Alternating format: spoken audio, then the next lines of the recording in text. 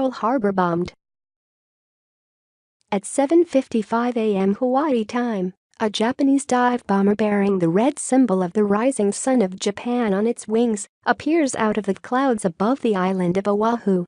A swarm of 360 Japanese warplanes followed, descending on the U.S. naval base at Pearl Harbor in a ferocious assault.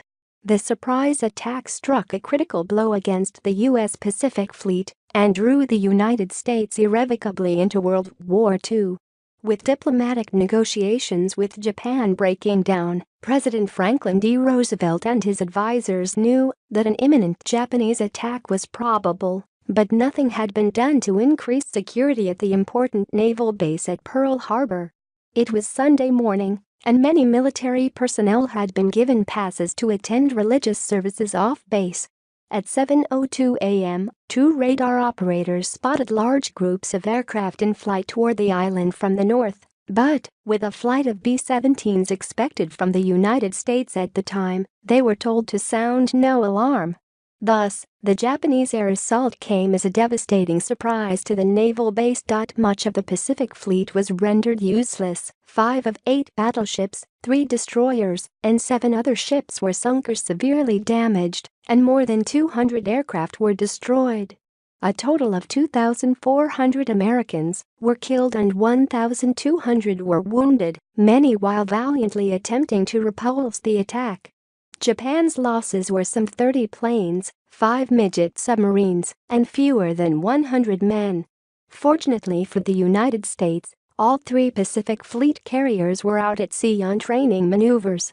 These giant aircraft carriers would have their revenge against Japan 6 months later at the Battle of Midway, reversing the tide against the previously invincible Japanese Navy in a spectacular victory.